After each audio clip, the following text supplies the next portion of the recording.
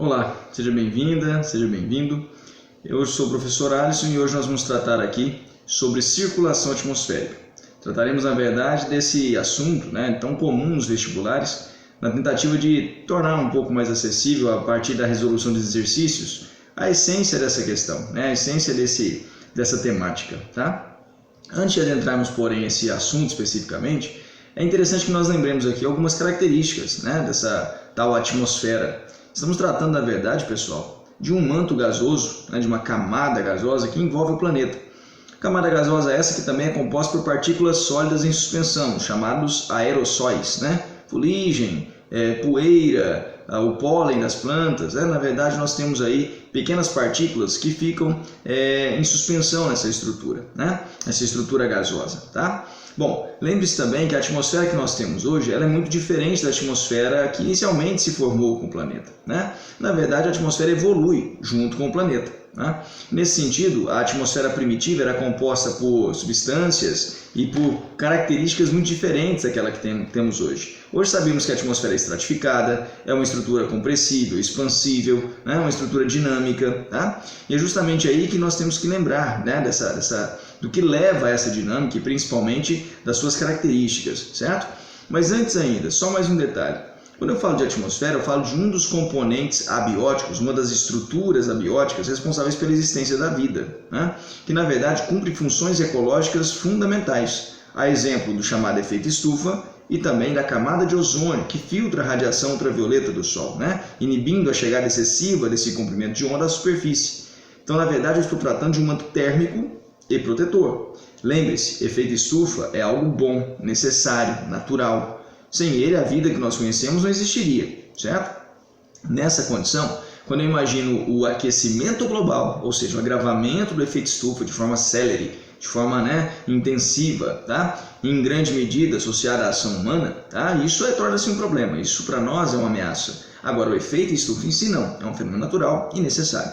Quando eu penso ainda na camada de ozônio, uma pequena quantidade de radiação ultravioleta é importante para nós. Agora, o excesso dessa radiação, um volume maior do que o minimamente necessário, torna instável as estruturas orgânicas que habitam a região que sofre com essa incidência e, consequentemente, pode gerar aí uma série de mutações, uma série, na verdade, de problemas de saúde humana. Pensando especificamente, nós podemos citar o câncer de pele, um exemplo típico aí do excesso de radiação ultravioleta, tá certo? Bem, nesse sentido, ao pensarmos, portanto, essa temática e adentrarmos a questão envolvendo a circulação atmosférica, nós temos que lembrar que esse corpo dinâmico obedece aos impulsos conferidos pela variação de pressão atmosférica.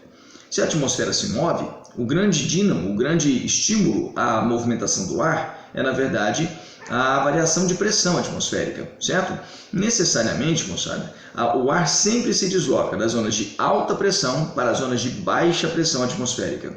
Lembre-se, pressão atmosférica é o peso exercido por uma coluna de ar sobre uma determinada unidade de área, beleza? Sendo assim, as variações de alguns fatores podem imprimir maior ou menor pressão sobre aquele local. Exemplo, a altitude, a latitude são fatores que interferem na pressão atmosférica.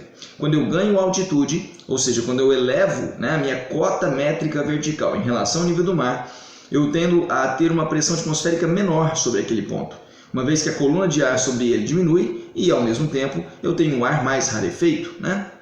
Lembrando que essa estrutura atmosférica hoje conhecida, estratificada, ao tratarmos dessas camadas que compõem a atmosfera, a primeira, chamada troposfera, é a que mais nos interessa. É nela que se concentram os 3/4 aproximadamente da massa gasosa do planeta, é nela que está a maior porção do vapor d'água, do oxigênio, e é nela também que os principais fenômenos atmosféricos ocorrem.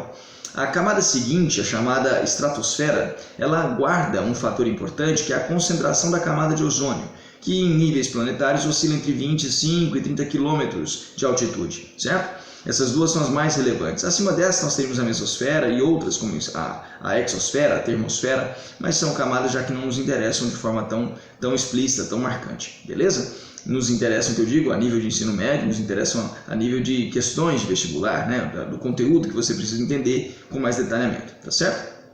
Bom, quando a gente imagina, portanto, essa dinâmica, se a altitude interfere na pressão atmosférica, ocasionando assim uma redução da pressão, quando ela aumenta a altitude, diminui a pressão. A latitude também tem essa característica, só que na verdade é uma característica inversa. Se eu aumento a latitude, eu na verdade também aumento a pressão, tá?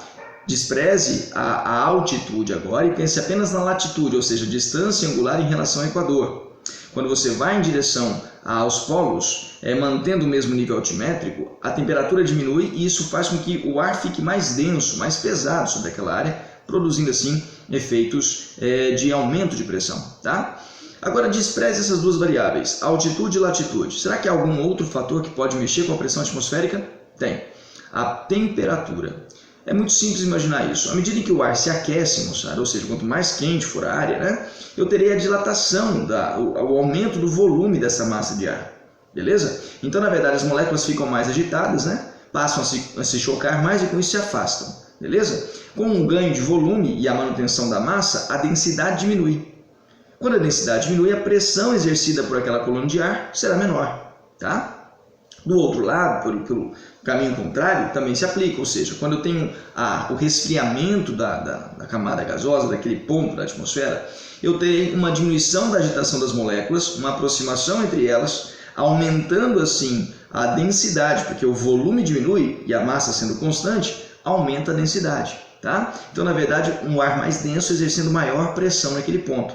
Tudo bem? Bom, essa ideia, né, essas regras gerais da circulação atmosférica, que o ar sempre se desloca da alta para baixa pressão e que na verdade você tem aí essa variação de pressão de acordo com essas variáveis citadas, esses fatores que nós mencionamos, pode ser observado em certa medida nessa primeira questão que nós selecionamos para você. Enem 2017. Olha só, uma questão típica, né, da variação diária de pressão atmosférica. Tá? Observe, nesse primeiro momento aqui na figura 1 da questão, nós temos um momento do dia, o período luminoso das 24 horas. Tá? E por que eu afirmo isso? Pela condição térmica dos dois ambientes. Ele te mostra uma faixa litorânea e o oceano, certo? Por conta do calor específico menor das áreas continentais e os materiais que formam as áreas continentais, nós teremos ali um aquecimento mais célere dessa estrutura. Então a radiação solar incidente nas áreas fará com que, ou permitirá que, devido ao calor específico menor, o continente se aqueça mais rápido, ficando mais quente em um curto espaço de tempo, quando comparado ao mar, ao oceano, que a água, por possuir um calor específico maior, requer mais energia térmica para se aquecer, beleza? Requer mais energia para aumentar a sua temperatura, tudo bem? Então, na verdade, o ar ficará menos quente que a superfície continental, relativamente mais frio. O que isso gera? Sobre o continente, o ar mais quente perde densidade. Lembra? Ele ganha volume e perde densidade, então ele sobe. Quando ele sobe, ele alivia a pressão naquele local, exercendo assim, criando assim, uma zona de baixa pressão, uma zona ciclonal, como a gente chama. A baixa pressão, pessoal, ela atrai as massas de ar, as correntes de ar saídas da alta pressão. Beleza? Então o ar vai soprar da zona de alta pressão, que em relação ao continente agora é o mar, que está relativamente mais frio. Então você terá aqui o deslocamento do ar da alta pressão, olha a setinha, para a baixa pressão. E observe quando chega na baixa pressão, ela acende. Ó. É a típica característica de um centro de baixa pressão, correntes ascendentes de ar. Beleza? Já nas zonas de alta pressão, a tendência é que eu tenha a descendência, né, a descida de uma coluna de ar. Beleza? Tudo bem até aí? Do outro lado é a noite. Na figura 2 eu tenho a noite, tá? Aqui se formou a brisa marinha, ou a brisa marítima ou oceânica, e aqui eu vou ter a formação da brisa do terral, ou do continente, ou a brisa terrestre, tá? Nesse caso, durante a noite, por conta do calor específico menor, o continente se resfria mais rapidamente, perde calor, perde energia térmica de forma mais célere. Isso induzirá, assim, o aumento da pressão atmosférica nesse ponto. Sendo assim, o aumento da pressão expulsará o ar para as áreas de baixa pressão. Por conta do calor específico maior, a amplitude térmica na água é reduzida. Com isso, a temperatura nesse momento da água ficará ligeiramente maior que no continente, produzindo assim um centro de baixa pressão nessa área. Então veja que a ideia de alta e baixa pressão ela oscila de acordo com as condições ambientais. Ela pode oscilar em grandes escalas de espaço e tempo, como também oscila em pequenas escalas de espaço e tempo. tá certo? Beleza? Então sai da alta pressão para a baixa pressão. Sempre observe, ó, da alta para baixa, da alta para baixa, beleza? Formando assim a brisa do terral, a brisa que na verdade é a brisa continental ou brisa terrestre, tá? Uma curiosidade para você lembrar disso com facilidade depois. Os pescadores, especialmente aqueles que usam ferramentas mais rudimentares, barcos, né, mais antigos, menos potentes, eles costumam usar as brisas como uma forma de facilitar o seu deslocamento. Eles saem para pescar de madrugada, aproveitando assim a formação da brisa terral, né, da brisa continental, beleza? E vão em alto mar. Quando voltam no final da manhã ou início da tarde, aproveitam a brisa oceânica, né? Facilitando assim o deslocamento da embarcação, evitando que eles tenham que se deslocar contra o vento. Beleza? Tranquilo? Vamos ver o que é a questão pedida da gente? Olha lá. Nas imagens constam informações sobre a formação de brisas em áreas litorâneas. Esse processo é resultado de... Bom, primeiro, da uniformidade do gradiente de pressão atmosférica. O que gera o deslocamento é a variação de pressão.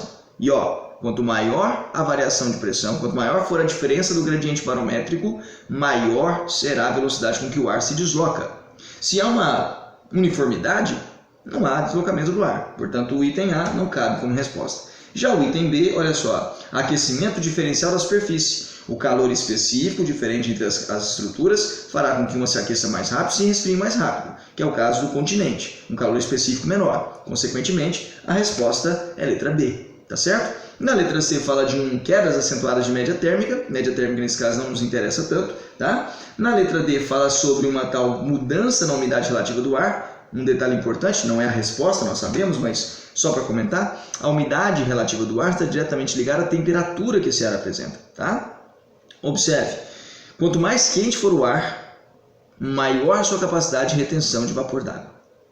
Mais ele absorve vapor d'água. Quanto mais quente e úmido for, a tendência é que menor seja a pressão, beleza? Por ele exercida, beleza? Então, quando eu imagino essa umidade relativa, quando eu imagino, portanto, essa ocorrência, isso pode ser entendido também quando você pensa a chegada de uma frente fria. Alguns dias naquela região a temperatura esteve mais elevada do que nas áreas do entorno, criando-se assim um centro de baixa pressão, então a massa de ar se desloca, uma massa de ar fria se desloca para aquela área, fria vinda da alta pressão. Quando ela chega no local que estava ligeiramente mais quente ou relativamente mais quente, ela encontra uma certa umidade, produz assim a condensação do vapor d'água e diminui a temperatura do ar, diminuindo também a sua capacidade de reter calor. Reter umidade, melhor dizendo. O que isso vai gerar? Chuvas. Além da nebulosidade que a frente fria traz, ela pode também ocasionar chuvas naquele momento, conduzindo assim a uma diminuição da capacidade do ar, né, de reter o vapor d'água, atingindo mais facilmente seu ponto de saturação, induzindo as chuvas. Tá certo? Beleza? Bom, letra E diz que variações altimétricas acentuadas. O desenho mostrava que não havia variação altimétrica, né, pessoal? Então essa é muito simples. Tá certo? Vamos para mais uma? Mackenzie, olha só. Mackenzie, São Paulo. Em relação à dinâmica dos ventos, circulação e forças que atuam sobre eles, assinale a afirmação incorreta. Incorreta, tá certo? Fiquem atentos. Os ventos são, de forma geral, o ar em movimento devido a ajustes atmosféricos causados pela variação de pressão. Tranquilo, né? É a essência da teoria que a gente está trabalhando hoje, tá certo? Na letra B diz que os ventos sopram das áreas de alta pressão para as de baixa pressão atmosférica.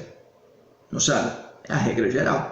O ar sempre se desloca da alta para baixa pressão, beleza? Portanto, também correta. Vamos para a próxima, letra C? Olha lá, ó. O movimento de rotação da Terra altera para longas distâncias a direção dos ventos. Verdade.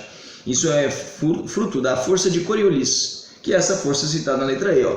O efeito da força de Coriolis na zona intertropical, entre os trópicos, Câncer Norte e Capricórnio Sul, provoca desvios na direção dos ventos, vindos de nordeste para sudoeste no hemisfério norte e de sudeste para noroeste no hemisfério sul. Isso vai ficar mais claro na próxima questão que eu vou te mostrar, que tem uma imagem que ilustra isso. Mas já vou te adiantar, está correto e na verdade está tratando aqui dos ventos alísios, beleza? Já te mostro isso melhor. Mas, ó, então se essa está correta e eu disse que a letra C liga-se à letra E, a letra C também está certinha, tá? Com o deslocamento do ar no sentido norte-sul e o movimento de rotação planetária no sentido oeste-leste, contínuo, né? E simultâneos esses movimentos, implicarão um desvio dos ventos. Então os ventos, ao se deslocarem no sentido norte-sul ou sul-norte, eles acabam sofrendo desvio pela força gerada pela rotação do planeta, que é a força de Coriolis. Tudo bem? Bom, na letra D diz que as regiões equatoriais, receptoras da maior quantidade de energia solar, portanto mais quentes, né? do que as regiões polares, até pela concavidade da superfície do planeta, pela curvatura, melhor dizendo, né, da superfície do planeta, também pela inclinação do eixo terrestre em 23 graus e 27 minutos. Ao longo do ano, a incidência de luz nas zonas temperadas e polares ela é mais variável, né? Já na zona intertropical não é tão variável assim, ela é mais constante, induzindo assim a uma temperatura maior dessas áreas, tá certo? Consequentemente, são consideradas alta pressão. As zonas intertropicais junto ao Equador são alta pressão? Não, moçada. Baixa pressão. Áreas mais quentes, baixa pressão. Ar que sobe, aliviando a pressão nas áreas. Tudo bem? Portanto, a resposta, já que ele quer a incorreta, é a letra D, né? E a letra D, como eu já disse, também está correta. Vamos ver a outra questão para poder elucidar melhor o que esse item dizia? Olha lá, ó. Uma questão da Unicamp agora. Vamos nessa? Olha só. Observe o esquema abaixo que indica a circulação atmosférica sobre a superfície terrestre e indica a alternativa correta. Olha a imagem que a questão trazia. Eu pus do lado, né? Ela falava que estava abaixo, mas eu pus do lado para ficar maior, para você visualizar melhor, né? Então você tem ali o Polo Norte, né? Os 60 graus de latitude norte. Vou usar aqui o cursor, ó. Olha só. Beleza? 60 graus norte, tá? Aí eu tenho 30 graus norte. Observe que aqui eu tenho altas pressões, ó. E as altas pressões indicam para mim a saída dos ventos, ó. Uma seta indicando em direção a 60 graus, são os chamados ventos de oeste, e outra seta indicando aqui, ó, para a região equatorial, são os alísios de nordeste. Esses ventos aqui, ó, dessa faixa são os alísios de nordeste, tá? A zona equatorial, então a zona receptora, ao passo que também recebe os ventos alísios de sudeste, esses aqui, ó, certo? 30 graus sul, alta pressão, cinturão subtropical de alta pressão, tá? 60 graus sul, baixas pressões atraindo os ventos de oeste aqui do hemisfério sul.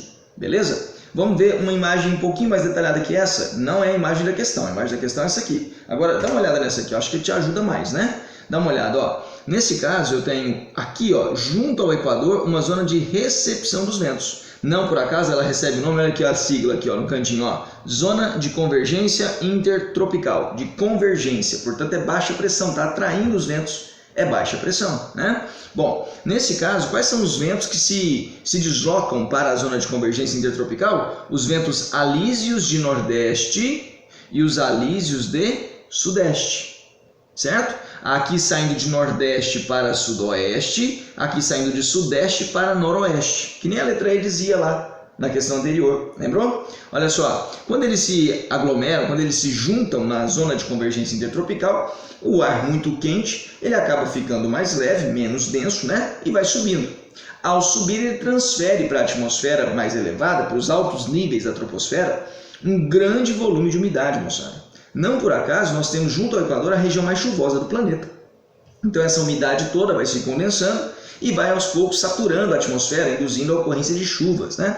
Lembre-se que na zona equatorial é muito comum as chamadas chuvas convectivas, tá certo? Bom, nesse caso, à medida que o ar vai subindo, olha só, os alísios se encontraram, o alísio que você está vendo aqui nessa seta larga é na verdade esse ramo inferior aqui, ó, que eu estou acompanhando com o cursor, ó, beleza? Ó, o ramo inferior, olha ele aqui, ó, certo? Da célula, olha o nome dessa célula, ó, Hadley. Tudo bem? A célula intertropical ou célula de Hadley, tanto no sul quanto no norte, tá? Aí quando ele vai ganhando altitude, ele perde umidade e fica mais frio, né? Consequentemente, melhor, ele fica mais frio e perde umidade, tá? Consequentemente, ele vai divergir aqui nos limites da troposfera, algo perto de 12 km de altitude, ele vai divergir em direção às áreas de alta pressão 30 graus, ó. Ele vai saindo em altos níveis da troposfera e vai ficando frio, mais pesado, mais denso até descer. Quando ele desce, ele colabora, ele cria a condição de alta pressão em 30 graus, tá? Tanto no norte, olha aqui, ó, tanto no norte quanto no sul, beleza? A ocorrência da alta pressão no norte e no sul induzirá a saída dos ventos alísios e dos ventos de oeste. Tudo bem? Olha só, quando eu olho para as áreas de 30 graus nessa figura, ó, aqui 30 graus e aqui 30 graus. Olha como o autor da figura, o elaborador da figura, né?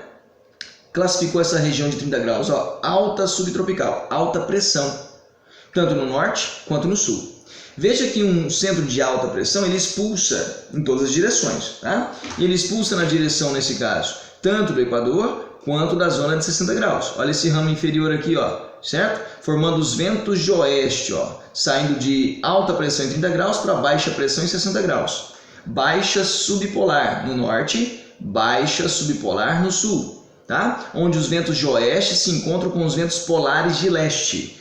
Se o Equador é a região latitudinal, a faixa latitudinal que mais chove no planeta, com os maiores índices pluviométricos, a segunda faixa que mais chove no planeta é a faixa de 60 graus, moçada. A região de 60 graus que, na verdade, está aqui, ó, na chamada frente polar ou zona de convergência extratropical, beleza? Aqui eu tenho a célula de Ferrel, essas células aqui, ó, também chamadas de células de médias latitudes, certo?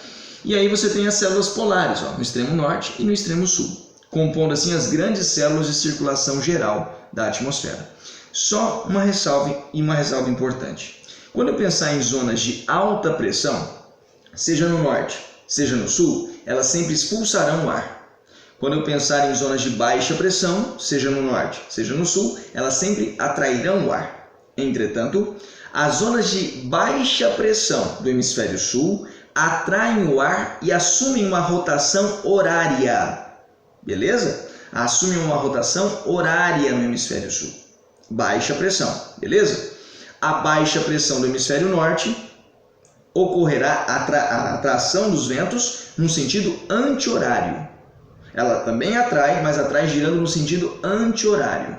Tudo bem? A baixa pressão do norte. Consequentemente, a alta pressão do hemisfério norte expulsará os ventos no sentido horário, enquanto que a alta pressão do hemisfério sul expulsará os ventos no sentido anti-horário. Tudo bem? Olha aqui, ó. Aqui eu tenho alta pressão, não tem? Nessa faixa de 30 graus? Não é alta pressão ali? Então, se é alta pressão, eu tenho um movimento horário. Olha o vento saindo aqui, ó. Imagine aqui um movimento giratório, ó. Aqui, ó, certo? Ó, um movimento giratório, beleza? Horário. Agora, olha para a alta pressão do hemisfério sul, ó. Movimento anti-horário. Os ventos alísios, ventos de oeste. Vento alísio, vento de oeste. Anti-horário. Beleza? Tranquilo? Por que eu estou destacando isso? Você vai usar isso nessa questão agora. Olha só. Os ventos alísios dirigem-se das áreas tropicais para as equatoriais. Beleza, né? Tranquilo. Para a zona de convergência intertropical. Em sentido horário, no hemisfério norte, e anti-horário, no hemisfério sul.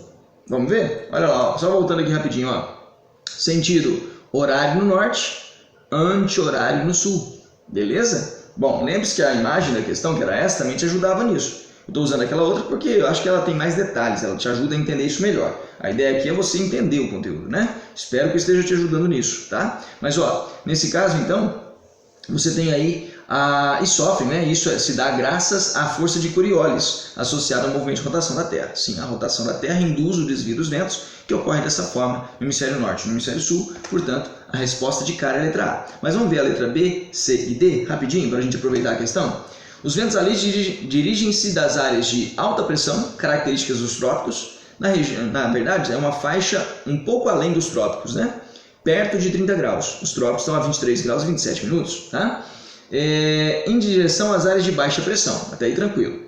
Próximas ao Equador, movimentando sentido anti-horário no hemisfério norte e horário no hemisfério sul. Ele inverteu, percebeu? Portanto, o item B, errado.